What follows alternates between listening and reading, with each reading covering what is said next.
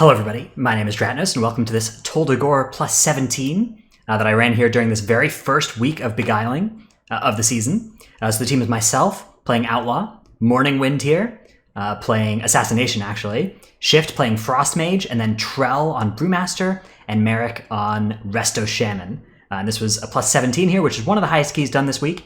I think there were some 18s, or maybe one 18 done, but otherwise 17 was pretty much as high as anybody got in time. And Tol Dagor was actually one of the harder dungeons, I think. Being fortified, it was pretty good, but with the new trash, like having to actually kill trash, that was pretty hard about it. So as you can see here, one thing that you wouldn't have seen at all in Season 2 is that we're actually pulling a bunch of trash at the very beginning of the dungeon. The active affixes are Bolstering, Grievous, and Fortified this week, as well as, of course, Beguiling. But we are not going to pull any of the emissaries from the starting area, as you can see up in the top left, sort of up there-ish. In the top of the... Okay, now over on the right side, there was an Emissary of the Tides in a 5-pack of crabs that we completely avoided. And instead, we just pulled we pulled 3 crocodiles and 10 crabs. And Trell is just kiting those around in the Frost Mage slow. And we're using that to fight all of these at once without taking too much damage. It's a good strategy, and as you can see, we're playing around Bolstering pretty effectively. I have a Weak Aura active that is putting an X on the highest health target. And we're using that to targeting that target with the X. And using that to make sure that we're not triggering Bolstering too much. And that's what we're doing to handle this pack here. But we didn't do too good a job here. You can see there's now 6 mobs that each have like 6 stacks of Bolstering. So those are murdering Trell. And Trell is going to, I think, end up going down here. And we're going to have close to a full group wipe, which is not the best. Obviously, we try to avoid that when possible, but we still think this was a pretty good time saver, pulling 10% enemy forces all at once at the start of the dungeon here. And we didn't even commit our Bloodlust. We saved our Bloodlust for the first boss because even though it's fortified with Grievous active, we're really not interested in fighting that boss for any longer than we absolutely have to. Yeah, you can see everybody goes down except for me. I popped my cheat death, and now I'm just running away and killing these last 100k so or health with the pistol shots from afar. At these targets. Anyways, let's talk a little bit about essences. The essence I was running here was Essence of the Focusing Iris. That's actually the major essence that all 3 of us DPS players were using. This is the week before it got nerfed by 15%, although even after that nerf, I think it'll still be quite good in keys. It was very powerful at the time for AoE damage, so you can see there, like Shift firing off his and spiking up to 100k damage on these 5 targets. Meanwhile, I didn't have a minor essence slot unlocked at the time on this character. My rogue was a little bit behind. I wasn't even neck level 55. Morning did. He was running Lucid Dreams minor. And Shift also did, but I don't know what he was running. He was playing Frost Mage with the 3 pack dice setup, which ended up being a pretty good strategy against the Void Emissaries a couple of the times that we fought them in this dungeon, being pretty good priority damage there. Anyways, Sand Queen engaged. This boss and the last boss actually very hard on Grievous, especially a very hard check for the healer. So we were doing everything in our power to clear our own Grievous stacks whenever we could. The new Abyssal Healing Potions are way good for this. We also we got health stones before the dungeon started by me logging on my Warlock alt and making a soul wall for everybody. So they made it so you can't get health stones from going to the Proving Grounds anymore, but you can still get them from somebody's Warlock alt. So that's just the new way that everybody's going to get health stones before high keys until they make it so that starting a key removes health stones from people's inventory. That's gonna be what we do. Anyways, Sand Queen boss fight, where you can see we've kind of got these 4 marks around the room and we're just moving in a square pattern. Different tanks like to do this differently. Some tanks do 3 marks. That's technically enough.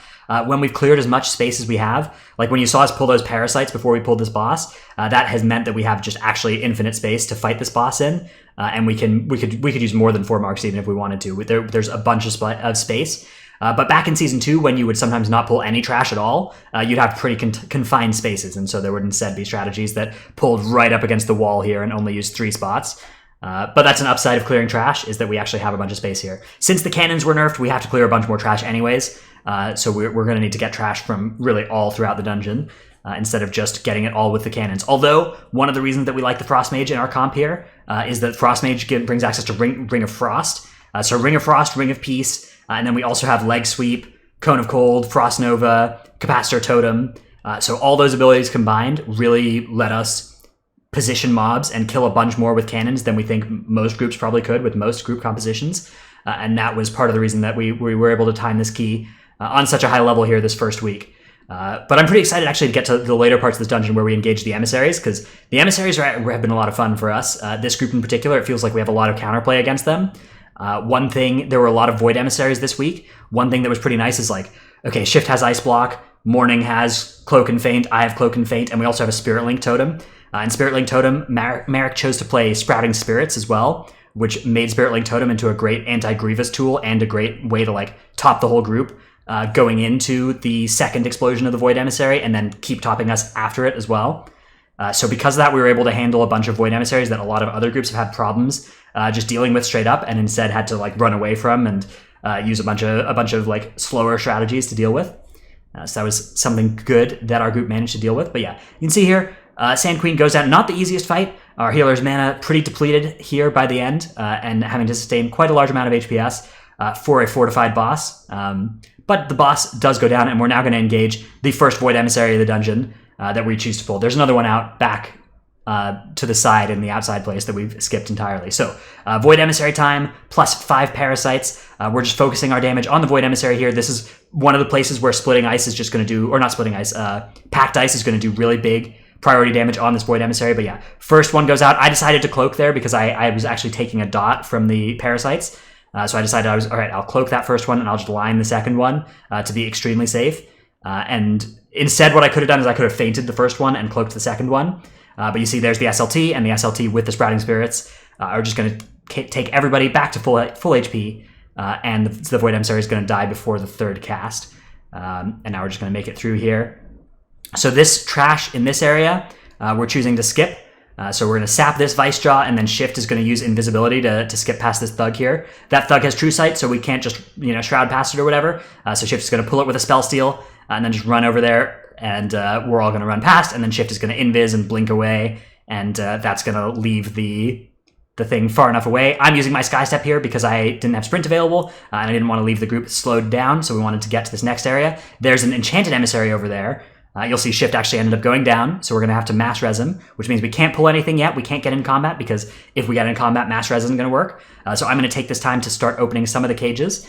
We want to get all 4 buffs because the last boss on Grievous is very hard, so I'm going to open this cage as well from outside of line of sight of these 2 strikers over there. If you're interested, I do have a video about how to open all of the cages in Tol Dagor without any help. Although, okay, so that's if you just search like how to open all the buffs in Tol Dagor, you'll find that video, although it is going to be a little trickier. Depending on where the emissaries are, you may have to they don't necessarily all work with the emissaries. You may need some help, or there may be some cages that you won't be able to easily access without using Vanish and stuff, which was something that was true previously, is that you could do it all without committing any of those kind of resources like Vanish. Anyways, we dealt with that Enchanted Emissary, and we're dealing with this Arsonist here, and that's going to allow Morning to go and open up cages on the other side now, and that's going to get us more buffs, because we really want access to all 4 of the cage buffs. In order to clear this place on Grievous, that last boss. We're going to have enough time. If we can get to that last boss, if we can avoid wiping, we're going to have enough time. We don't need to like zip through this part. So what we do want to do is we just want to absolutely make sure that we get access to all the buffs here. So Morning is sneaking over there, and he's going to open both the cages on that side. Not a good way with the Void. So there's a Void Emissary in the corner where those Volpera are over in the corner there. There's not really a good way for him to do this. And have enough time before that Thug gets back. So you'll see he's going to end up vanishing, but the Thug with True Sight is still going to see him. This happened to me as well. I did that same job the last time we did a Tol Dagor earlier with this same group. So it's tricky. It's a tricky thing. I probably could have helped with my Distract, keep the Thug there. And if we could, like if I could go back in time, I bet I could keep Morning alive there. But it is definitely not trivial. So anyways, Sap, Double Rogue, still very strong for Tol Dagor to let you Sap and skip all this stuff. And then we're going to Shroud past this nonsense here, that Enchanted Emissary and all these casters. Again, Sap lets us sneak by on the left-hand side without getting too close to the Enchanted Emissary itself. And then we're going to move into the detention block. So here, we're just gonna kill these things. We don't have access to, so like if you were playing with a protection warrior, they're often going to want to start with a double spell reflect on the 2 Salt Blast from the Sea Speakers, and that's a little bit of anti-synergy with the Assassination Rogue, who's going to want to start with Garrotes on everything that does silence them, and they would therefore desync their opening cast of Salt Blast. But since we're not playing with a Prot Warrior, we don't actually have that tension in our group, so that's one of the nice things about our comp. And we're just going to kill off these Sea Speakers, kill off everything else. Again, Outlaw really shining at this kind of AoE, whereas our Assassination Rogue is bringing control to the mobs, bringing those Garrotes to start off and silence the casters a lot, and bringing more single target than I do. So both rogue specs, I think, looking very strong. Unclear to me which one is better yet. We'll have to see as gear develops, as new traits develop. Like at the time of recording this, right, we all have only done one clear each of heroic Crucible. We don't have any not Crucible, heroic Eternal Palace. That's the dungeon. And so we really don't have that much gear. Okay, Emissary of the Tides time. This emissary is very, very annoying. It makes these things unslowable, so Trell isn't going to be able to sweep. He's not going to be able to kite very effectively. And that you really actually notice that with these mobs. So we're going to use our SLT here, which is going to allow us to keep the Emissary of the Tides away from the other ones. And then the Emissary of the Tides, okay, normally when an Emissary of the Tides reaches 0% health, it will teleport away. It'll cast a 5-second channel of Teleport Eternal Palace. And while it's doing that, it will still give out that CC immune weak aura. Or not weak aura, CC immune aura around it. But if the emissary is stunned when it reaches 0% health, it will instead despawn rather than cast that teleport. And so you can get rid of the tidal aura more quickly. So that's something I always try and do when we're engaging those Emissary of the Tides, is have them be stunned when they hit 0% health. And that way we can slow the arsonists and AoE stun them more quickly. Instead of having to wait for the Emissary to finish its teleport away cast. Now you'll notice we've also aggroed an Emissary of the Tides, or not an Emissary of the Tides, an Emissary of the Void touched Emissary. It's doing its thing, it's casting over on the side there, but we're just taking our time. We're going to kill off these arsonists, and then we'll go deal with the Void Emissary. 5 arsonists, pretty rough when they all throw their torches at the tank at the same time, but we dispel those, and we're fine. Now there's a Void Emissary over here. This Void Emissary, very, very easy to deal with because there's line of sight right next to it. We can just stand behind this little wall thing here, and that's line of sight. So one of the easiest Void Touched Emissary spots that we've seen. We're killing off this Void Touched Emissary and these Scallywags at the same time. It's good for both my damage. My damage by single target goes up as long as there's at least one target that we're pulling with stuff for my Keep Your Wits About You post-nerf. It's actually a pretty big... I am very, very happy to have even just one target now. Whereas Shift is doing good Void Emissary damage with any number of targets. The more targets, the merrier for his Packed Ice priority damage thing. Okay, so Void Touched Emissary dealt with. Now we're going to move into this pull here with the Warden, 2 Sea Speakers, a Striker, and an Arsonist. So quite a lot of enemies. We're gonna focus damage on that Warden first before moving on to the other ones here. This is a pretty dangerous pull. You'll see both Shift and Mourning using their Focused Azurite Essence Iris, whatever thing, the major essence that we were all using, the Essence of the Focusing Iris, all at the same time. Mine was still on cooldown, so I didn't get to fire it off there. So yeah, the Warden goes down. One thing you'll notice is that Warden did not bolster these other mobs. That's because the Warden is actually coded as being a different faction than these mobs. That's why they're in combat with each other. So the interesting thing there is that it doesn't even bolster them. And that causes a couple of weird interactions with a couple of affixes, but bolstering, it's a pretty favorable one with us, or for us. There are some affixes like Bursting where it's really weird, and that will cause it to... that will cause the Warden to take Bursting stacks when other stuff dies. And so you'll often get there and the Warden will be dead. But with bolstering, it just means that the Warden doesn't bolster other stuff when it dies, or get bolstered when other stuff dies near it. Okay, so that pull we managed to handle without any deaths. Other times we run this place, that pull has ended up pretty much wiping us. So now we are going to just deal with the Raiders that are in the cages. The Raiders in the cages here are... It's not the end of the world if we chose to pull them during the boss fight. And if this was Season 2, we would probably just choose to engage the boss. But since we need count now... these Raiders are a pretty good source of count. They're worth 4 mob count each, so 1% each. So by pulling all of these Raiders that pretty much don't do anything, not only do we make the boss fight easier for ourselves later, and a little bit faster for us later, we also get some mob count that we need. Whereas before, when the cannons were pre-nerf, we wouldn't have needed this count at all, so it would have been a waste of time. So we kill off these 5 Raiders. If it weren't bolstering week, we'd pull these into the boss as well. These do bolster only if they are pulled before the bosses. So they give count and do bolster if you pull them before you pull the boss, or if you pull them during the boss, just when the boss opens the cages, they don't give count and they don't bolster. They don't apply any on-death affixes. Okay, so Jes Howlis time. This boss, pretty straightforward. We have a lot of kicks in our group because we have a Resto Shaman, so we really don't need to worry about any of the kicks. The way we've set it up is like Trell and Mourning are going to worry about kicking Jes when we get to the other side, and then the other 3 of us are just all kicking Bobby. And because we have that many kicks for it, we can just fire off our kicks kind of willy-nilly, and we don't need to be super coordinated with them. Also, we'll be playing in a spot where we can line of sight Bobby when he does his fear cast, so that's not going to be a problem for us at all. Okay, so Jes running around here, normally this would be a time where you'd have to kind of watch out for aggroing the Raiders, and the tank would have to be picking those up, but because we dealt with the Raiders already, we can just focus all our damage onto Jes and deal another 10-15% of his health before he even reaches the other side. Just keep tunneling damage into him. And then Bobby will come out. Again, since the change to keep your wits about you, I'm doing a lot more damage on 2 targets than I would have been before that change, that so-called nerf to keep your wits about you.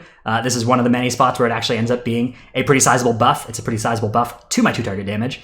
So we just focus on killing the Jes and Bobby, or killing Jes here, not doing damage to Bobby. We're ignoring Bobby, just kicking it. Using my Essence of the Focusing Iris there. It's a good thing as an Outlaw Rogue to use your Essence of the Focusing Iris when you are not Blade Flurrying, because it doesn't benefit from Blade Flurry, so you don't want to waste some of your Blade Flurry uptime casting a spell that doesn't do anything with Blade Flurry. Instead, you use your Essence of the Focusing Iris while you're regenerating your Flurry charges, and that's a better way to do it. So that's a good habit to get into if you are playing Outlaw Rogue with Essence of the Focusing Iris. It remains to be seen whether or not we'll still play that Essence with the 15% nerf that has just come out at the time of recording this, but either way, that is what we'll do. You'll see there, Bobby, we kicked it with our Resto Shaman kick. Very easy to do, and then just finish off Jes here without too much trouble at all. One of the easiest boss fights in the dungeon there. Just kicking Bobby there to stop him from doing the Vicious Mauling, and I'm just actually keeping attacking Bobby until we do our next pull, because I want to get resources, right? I want to get combo points for my Roll the Bones. And now we're going to do a pull up here into the next area. So this is an interesting pull. This is a really a fun one, because we're going to get to deal with an Emissary of the Tides here. And some other mobs here. So you see this Jailer is casting a handcuff that we don't have much counterplay to. The only way that we can stop this Jailer from casting its handcuff and being really obnoxious is by line of sighting it, like when the handcuff cast is being cast on somebody. Otherwise, we have no way to stop that channel. We also don't have a good way to stop those Riot Shield channels, so we're just focusing damage on the Essence or the Emissary of the Tides. One thing we have tried to do is knock the Tidal Emissary away. You'll see there I did Vanish Cheap Shot on it so that it was stunned when it reached 0% health, so it would teleport away instantly. And then we move up to this Officer and Thug. Now, we were already in combat with this Officer and the Thug, but as long as you don't deal damage to them, they are going to stay focused on each other because they're fighting each other. And so you don't have to actually deal with them while that Emissary is active, and you can just wait until you've dealt with the Emissary. Because we do have access to a Resto Shaman. Oh, you see here, 5 up with crit. Pretty happy time for me. Because we have a Resto Shaman in the group, we can actually assign the Resto Shaman to kick every single Thug cast. The Thug cast is not interruptible by one normal melee kick, but it is interruptible by one Shaman because Shaman have a shorter kick than everybody else, so we can just have the Shaman do all of the Thug kicks, and then the rest of us can be focused on Officer and Jailer kicks. I'm using my Gouge on cooldown to stop Riot Shields, and then the rest of us are just using our kicks to stop handcuffs. And Trell, you can see now he's kiting. These things have 2 stacks of bolstering each, so they're all hitting fairly hard. It is fortified, and even though, okay, you see the number plus 17, and you're thinking, okay, people were doing 26s last season. 17 is actually pretty close in terms of raw numbers to what 26s were last season. We do have a little bit more gear since then, but it is still, these things hit like a truck. And normally we wouldn't, previously last season, we wouldn't have even pulled these mobs, right? We would have just skipped past them, and then we would have killed more stuff with cannons, but now we actually have to deal with these mobs. You'll see there again, Vanish Cheap Shot coming in to stop a Riot Shield. Vanish Cheap Shot is something that I think Outlaw Rogues don't do often enough. If you don't need your Vanish for utility or for a skip of any kind soon, using it to put out cheap shots when you need to interrupt stuff is a pretty valuable thing to do. Anyways, we're going to move past those 2 there. One of those mobs has stealth detection, but you can distract it and then go up and sap it behind it, and it won't see you. And then we're going to sap the other one after that sap comes out. Use this Shroud to get past this spotter here, and move it into the Cannon Gauntlet. So we've got an Emissary of the Void here, a Void-touched Emissary. There's a little bit of line of sight here, but it's not super convenient to line of sight this thing. Another 5 buff for me, but this one doesn't have crit, so you can see my little weak aura there says 5 buff, no crit, I'm Hearthing. I have it coded to say something different if I don't get that crit buff. I'm actually, you can see here in the middle of my screen, I've got this little weak aura package, and I modified it a little bit so that it put the buffs in order of how good they are. The best one over on the left, which is crit, and then all the others go in order of how bad they are, down to the Sinister Strike one over here on the right, which is the worst one. Anyways, we deal with that Void-touched Emissary, very easy to do with our composition because we can just use our cloaks and our blocks. All of our melee people can use cloak and stuff, and then our range people can just line behind this little building here. So that works out really nicely for dealing with that Void-touched Emissary. And then we're going to deal with these officers and stuff here. It is tempting to use the cannon right now because obviously these are mobs that we're fighting and the cannon is right there. But we're actually going to save our cannon and we're going to do some really cool stuff with it. And this is my favorite part of the dungeon actually, is how we've figured out a way to still get good value from the cannon even though they've nerfed it. So for those of you that have been living under a rock, the cannons in Tol Dagor have been nerfed to only have 5 shots each now. They still do enough damage to 4-shot a mob, Like they'll kill any enemy in 4 cannon shots, although not if it's bolstered. If it's bolstered, it'll take more. But you only get 5 total shots. All right, 5 total shots out of each cannon. So the goal is to pull as many mobs as you can reasonably survive, and you can keep reasonably grouped, and you can avoid from casting their riot shield so that they don't take any damage. And then you kill 20 of them at once if you can with the cannons. Now, in practice, that's very, very hard to execute. But we have a bunch of those control abilities in our group that I was talking about earlier. We have Ring of Frost, Ring of Peace, Capacitor Totem, the Leg Sweep, Pet Frost Nova, regular Frost Nova, and then we have me coming in with like gouges, cheap shots, engineering belt knocks to handle individually problematic mobs. So the way we set this up is Morning is going to be our cannoneer. He's going to be the person jumping in the cannon, whereas I'm going to be kind of outside the cannon and looking for opportunities to use those utility abilities. You'll see here again, I'm just hitting the cannon. Okay, first though, we want to clear out a little bit more space. So we're going to deal with this pack here, but this pack has an Emissary in the Tides in it. So Trell's going to start off by taunting the Emissary of the Tides, and then we're going to start chain polying it outside of the group. And we used Ring of Peace to separate it from the other mobs there. Now we're going to deal with these 3 mobs. It's actually very difficult to execute, separating the Emissary of the Tides from the other mobs before they kill you with their blaze casts that are uninterruptible. So you'll see we did manage to do it, and now we have that Emissary of the Tides in the back there. Because we have a mage in our group, we can just keep spamming Polymorph on it. Emissary of the Tides, they can be crowd controlled for a maximum of 8 seconds by any one ability, but they don't experience diminishing returns on that crowd control. So you can just keep spamming Polymorph or Entangling Roots. Those are the A tier CCs for it, because those have no cooldown, so you can just keep spamming those every 8 seconds on the target and not have any problem. However, we've done this without a mage. We've handled Emissaries of the Tides without a mage, and we've just gone like Sap, Blind, Hex, another Blind, Paralysis, Gouge, and then by the time that ran out, we were ready to go kill it. So you can do it without having a mage or a druid, but they definitely make it easier to handle those Emissaries of the Tides. However, we definitely needed to separate it from the group first, because otherwise these casters would have been too much of a problem. You'll also notice there's some fire coming out of the prison. We accidentally pulled one of the mobs from inside the prison somehow, and that is going to be a little bit of a problem for us here. We're kind of figuring out right now how we're going to deal with the fact that we have some Marines inside the prison there. There, you just saw that little burst of fire coming from inside the prison. So there is a Marine in there that is aggroed onto us, and that's going to be a problem because we need to go back into the prison to get more mob count now. And so those things are going to then be able to find a path to Trell and kill him, and not kill him, but at least gum up our plans, and they've presumably been bolstered as well. So I think what we choose to do here is we're actually going to wipe and try this again without those things being in combat with us, because you can see Trell's kind of going on his little mission there to gather up a bunch of enemies, but there are 3 Marines that are triple bolstered, and so those will become massive problems for us. So we decided, rather than use our 5 cannon shots on this pull where those Marines are probably already going to be one-shotting people with their shoots if they get any of them off, that we are instead just going to go ahead and wipe immediately, and we'll try it again next time. Oh no, there's Ring of Peace. Okay, Ring of Frost. Maybe I'm wrong. Definitely looks like I could be wrong. All right, so we are going to try and kill this still. You can see here I'm not... Yeah, okay. So Ring of Frost into Frost Nova, into Pet Nova, and then we're going to kill everything else here, and there are now 3 Marines that are super bolstered and a couple of officers that are also super bolstered. So we're going to use our last couple cannon shots to try and kill those there. I'm firing off a couple of abilities there, but the cannon is now depleted out of shots, and so we're going to have to just end up resetting from this point. So whether or not it would have been a better idea to reset that pull entirely, it's unclear. Either way, we were going to have to die like this, so it doesn't affect us too badly either way. It was really, really brutal, actually. I didn't see what ability we used that pulled stuff from inside the dungeon, but whatever it was, it ended up costing us a couple minutes here of these enemies resetting. You'll see I vanished and just ran far away because I didn't want to die if I could avoid it. It seemed like not a good thing to do if I could avoid it.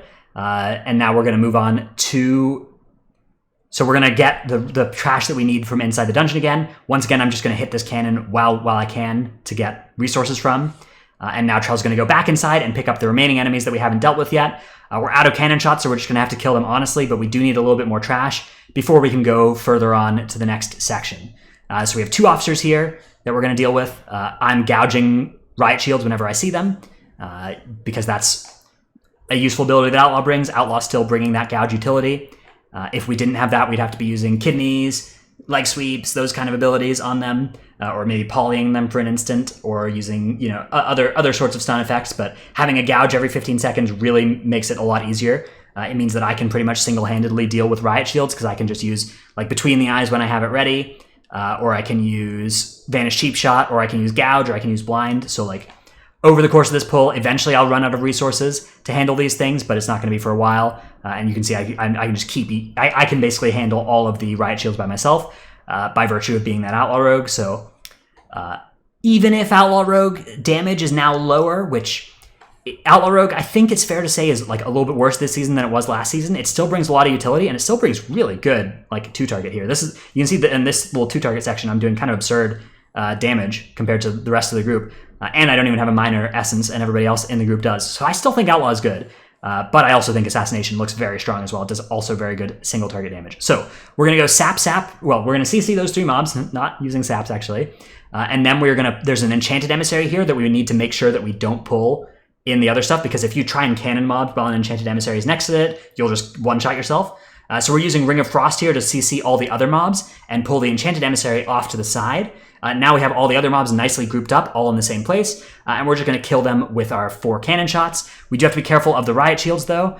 Morning is here getting shot as well by those enemies, by one of them. So we're waiting for those riot shield casts to finish, and we're just going to let the mobs group up once again before we start shooting again. A lot of people here would just shoot the second cannon shot and only hit 3 of the 6 mobs or whatever, and that would be disastrous with bolstering. But because Morning knows what he's doing, he's taking his time and he's using his 5 cannon shots very deliberately. Each enemy can be missed by 1 total cannon shot, so it's fine if you only hit 5 of the 6 each time, but that's about as bad as it can be. If you miss any more than like 5 of the 6, then you're going to start having not enough cannon shots to kill them all. Anyways, Knight Captain Valyri now, with 8 minutes 30 seconds on the clock, we now we're aware that we are going to be able to time this dungeon. Despite all the little mishaps with trash that happened in the cannon area, we still ended up making up quite a bit of time there. Even after the nerfs, we still managed to kill like 40% of the enemy forces we needed this dungeon with those 10 cannon shots, so pretty good. Pretty good there. Frost Mage really facilitating that for our group. If we didn't have access to the Frost Mage, I don't know how much we would have been able to do that. And now we just know, all right, we have to not do anything really stupid on this fight. This fight is one of the easier ones, though. And then we have to survive the last boss fight on Grievous, which is definitely not easy. It's very challenging healer check, and that is all that stands between us and getting the timer down for the 17, which we're pretty excited about at this point, because honestly, when we started this run, I did not think we were going to be able to time it. We'd just done a Tol Dagor 16 that was very tight, and so I was thinking that the 17 was going to be harder. But we managed to execute a lot of the tricky cannon strategies pretty well this time, so pretty happy about that. You'll see we're just managing the barrels here, making sure that we have them all going into roughly the same corner of the room. That's generally a healer job, is managing the barrels, although Shift likes to help out when he can, and when it doesn't cost him any damage. You can see he's carrying a barrel right there. I think he can still cast all of his abilities while he's holding a barrel too, so that is something that he likes to do. And we're all just kind of focusing our single target damage on the boss. I'm actually having pretty good single target here on this boss fight. My Roll the Bones RNG here is a little bit above average. It wasn't anything insane, but there are a couple of good 2 buffs in a row, or medium 2 buffs, and I'm not having to reroll the whole time, so pretty good, pretty happy about that. In the boss fight, this is really the easiest, probably in the entire game. This is now, since the nerf, or since the buffs to Priestess Alunza, this is probably the easiest boss fight left in the game. I'm struggling to think of an actually, like, easier numerically boss fight. I can't think of one. Like, if you do the barrel mechanics right on this fight, you really don't have to, like, you can look at the HPS we're needing to do here. Our healer is doing 6k HPS, right? On the first boss, she needed to do 40k, and Trell is only healing himself for 10k HPS, and he can sustain like 20k, 23k, or something ridiculous like that with his Brewmaster setup. So really numerically a very easy boss fight. You just have to avoid these one-shot mechanics, which will absolutely one-shot you in Heike. The barrels and the Cinder Flame and the Ignition actually are all pretty lethal. It's pretty important for me that I save my cheat death as well going into the last boss fight, so it's very important that even with cheat death that I don't get hit by those. So, Void Emissary now. Our strategy for this is we're going to pull the stuff near the Void Emissary, and we're going to CC it far away from the Void Emissary, and then we're going to kill the Void Emissary, and then we're going to kill the rest of the stuff.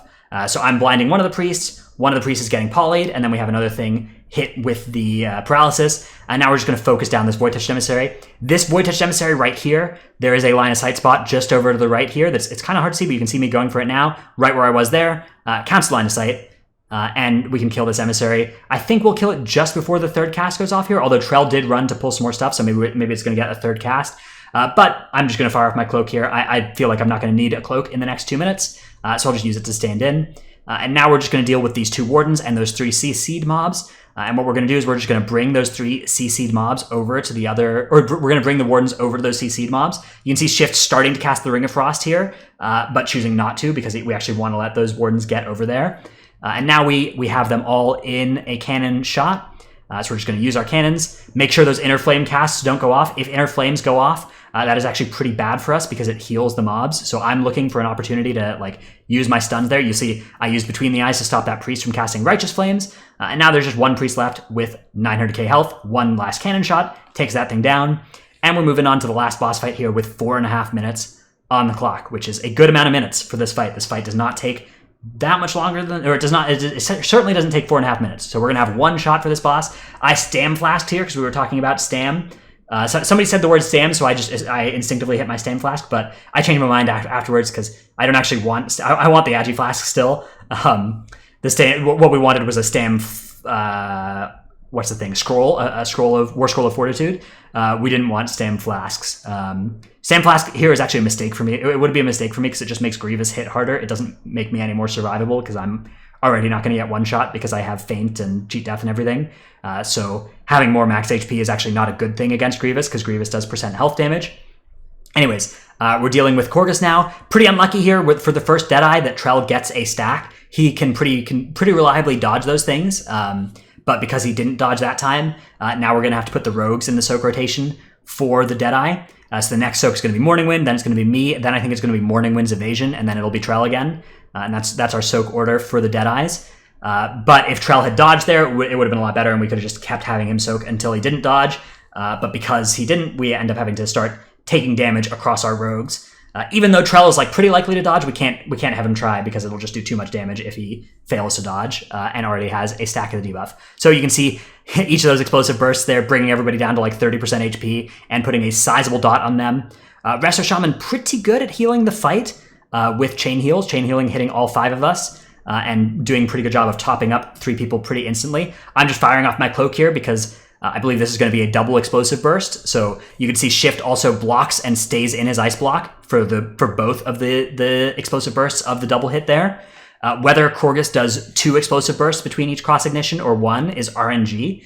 And whether whenever he does 2, it's way harder to heal. You need 3 times as much HPS between those 2 explosive bursts if there are 2 or between the 2 cross ignitions if there are 2 explosive bursts cast within them versus if there's only 1. So that you'll hear people if you ever watch a high key streamer talking about doubles on this fight, that's what they mean is the number of explosive burst cast between each cross ignition. So this time, for instance, I think it's only going to be a single because it did the Deadeye immediately afterwards. So now he's going to do Azurite rounds, then he's going to do an explosive burst, and then he'll do the next cross ignition, and it won't be too deadly. But if he comes right out of the cross ignition with an explosive burst, then there's going to be 2 explosive bursts before the next cross ignition, and that requires a ton more healing, and it requires the healer to immediately top everybody, or else they'll die to the second explosive burst upfront damage. Luckily here, we are able to survive this even with Grievous, which is a testament to our healer's skill. This is by far the hardest part of the dungeon, I think. Okay, this is by far the hardest numerical part of the dungeon. The hardest execution-wise part of the dungeon for most of us is the cannon gauntlet now that we only have the 5 shots, and that was actually very tricky to set up. And we did that pretty successfully and saved a lot of time there, but this fight is by no means, is really no joke, especially with, the main thing here is the fact that Grievous is active. Grievous does a ton of damage to the group over the course of this fight, but we do manage to get it down there, and that's going to be Tol Dagor 17 done. I think this was one of the best runs of the first week. I don't think there were more than a couple of 18s done, and 17s, there were only a handful of those also taken care of in time, although a lot of the high-key gamers were busy doing other stuff this week also, so it's possible that it wasn't a fair comparison against all the the best teams of the world and stuff. Anyways, very, very happy with that run. Very happy with the performance of Outlaw still. especially kind of under-geared Outlaw as I'm playing, because I'm maining Shaman and Raid, which you might start seeing some Shaman videos on this channel, so don't be alarmed if you see those, but don't worry, I'm still playing Rogue, obviously, as you can see with this video. Anyways, I should stop rambling and end this video before everybody leaves and my metrics look really bad. Thanks for watching. Hope you enjoyed this video. If you did, you might like some of the other content on my channel. You might like my podcast, the Titan Forge podcast. I actually do with Trell, the tank from this run, and also Tettles, who you may have heard of. He casts a lot of like MDI, Race for World First type stuff, and is also the Balance Druid guide writer for Wowhead. So check us out, Titan Forge podcast. We're on iTunes. We're also on this YouTube channel, and we're on my Twitch channel every Saturday at noon Pacific time. And remember to like the video if you did like the video. Thanks, and I'll see you in the next one.